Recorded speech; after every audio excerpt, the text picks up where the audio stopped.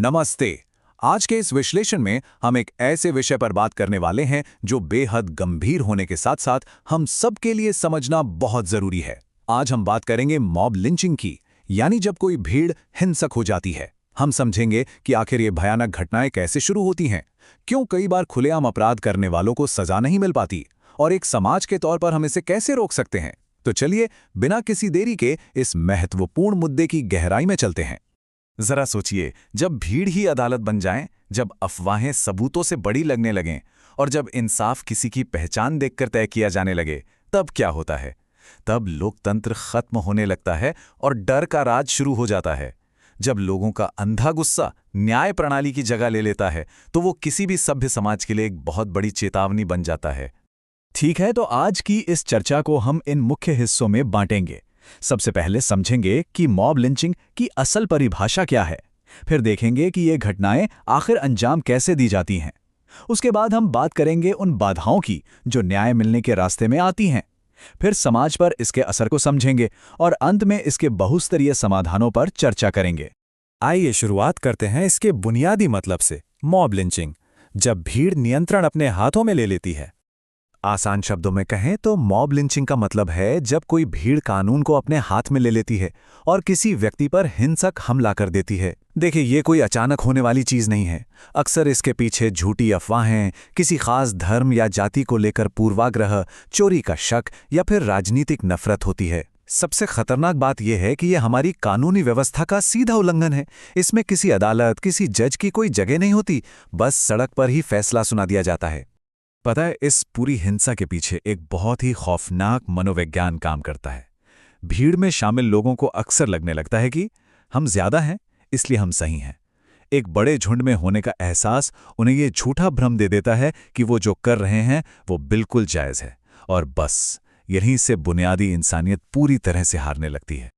अब सवाल ये उठता है कि आखिर ये सब शुरू कैसे होता है। चलिए इस पूरी प्रक्रिया को बारीकी से समझते हैं। ये पूरी घटना मुख्य रूप से 4 चरणों में घटती है। पहला स्टेप है अफवाह पैदा होना। जैसे मान लीजिए कोई व्हाट्सएप मैसेज या फेक वीडियो वायरल कर दिया गया जिसमें झूठ फैलाया गया कि कोई बच्चा चोर है या हमारी संस्कृति के खिलाफ काम कर रहा है। अक्सर इसका कोई सबूत नहीं होता। दूसरा स्टेप है पहचान को निशाना बनाना। यहां इंसान को इंसान नहीं बल्कि उसके कपड़ों, दाढ़ी या नाम के आधार पर देखा जाता है। यहीं से नफरत नॉर्मल लगने लगती है। फिर आता है तीसरा स्टेप, भीड़ का मनोविज्ञान। जो इंसान अकेले में शायद कोई हिंसा ना करे, वो भीड़ में इसलिए हिंसक हो जाता है क्योंकि उसे लगता है मैं अकेला दोषी थोड़ी हूं, जिम्मेदारी तो बढ़ गई है। और चौथा, जो आज के समय का सबसे डरावना सच है, तमाशा। आज लोग मदद करने के बजाय मोबाइल निकालकर रिकॉर्डिंग करने लगते हैं। किसी की जान जाते हुए देखकर वीडियो बनाना हमारी संवेदनहीनता का सबसे भयानक रूप है। ये सब होने के बाद जो सबसे बड़ा सवाल उठता है वो ये कि इतना कुछ होने पर भी अपराधी अक्सर बच कैसे जाते हैं। सच कहूं तो इंसाफ के रास्ते में 4 बड़ी दीवारें खड़ी हो जाती हैं। पहली है राजनीतिक संरक्षण। कई बार ये भीड़ किसी राजनीतिक एजेंडे से जुड़ी होती है और यही वजह है कि आरोपी बाद में रैलियों में नजर आते हैं। दूसरी रुकावट है पुलिस पर दबाव। जब स्थानीय पुलिस पर भारी राजनीतिक या सामाजिक दबाव होता है तो एफआईआर कमजोर बनती है और जांच सही से नहीं हो पाती। तीसरी और शायद सबसे परेशान करने वाली बात है समाज का समर्थन। कभी कभी कुछ लोग इन अपराधियों को हीरो की तरह पेश करने लगते हैं। सोचिए, जब अपराध को ही समाज की तालियां मिलने लगें तो कानून बेबस हो जाता है। और चौथी वजह है हमारी धीमी न्याय प्रक्रिया। केस सालों साल चलते हैं, पीड़ित परिवार थक जाता है, गवाह मुकर जाते हैं और मामला धीरे धीरे भुला दिया जाता है। यहाँ हमें एक बहुत ही मुश्किल स्थिति देखने को मिलती है। कई बार सरकारें वोट बैंक की राजनीति और धार्मिक ध्रुवीकरण के बीच फंसी नजर आती हैं।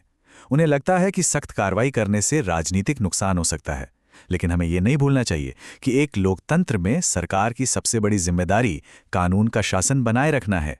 ये किसी भी राजनीतिक फायदे से ऊपर होना चाहिए, क्योंकि अगर भीड़ ये तय करने लगी कि दोषी कौन है तो अदालतों का तो कोई मतलब ही नहीं रह जाएगा। और इस सब का हमारे पूरे समाज पर क्या असर पड़ता है, आइए इस व्यापक नुकसान को समझते हैं। इसका असर किसी एक जगह तक सीमित नहीं रहता, ये पूरे समाज में डर फैला देता है। अल्पसंख्यक और कमजोर तबके खुद को असुरक्षित महसूस करने लगते हैं। लोगों का पुलिस और न्यायपालिका से भरोसा उठने लगता है। इसके अलावा अंतर्राष्ट्रीय स्तर पर भी देश की छवि बहुत खराब होती है।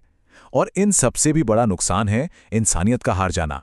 जब कोई समाज ऐसी हिंसा को आम बात मान ले तो समझ लीजिए कि वो अपनी आत्मा खो रहा है। तो क्या इसका कोई समाधान है? बिल्कुल है। चलिए उन समाधानों पर बात करते हैं जिन्हें कई स्तरों पर लागू करने की जरूरत है। इस जटिल समस्या को सुलझाने के लिए हमें राज्य, राष्ट्रीय और अंतर्राष्ट्रीय स्तर पर काम करना होगा।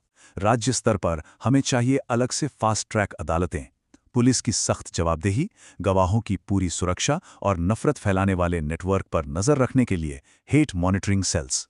वहीं राष्ट्रीय स्तर पर एक सख्त एंटी लिंचिंग कानून बनाना, राजनेताओं की जवाबदेही तय करना, स्कूलों में सही संवैधानिक शिक्षा देना और टीआरपी के लिए नफरत फैलाने वाले डिबेट्स पर लगाम लगाना बहुत जरूरी है।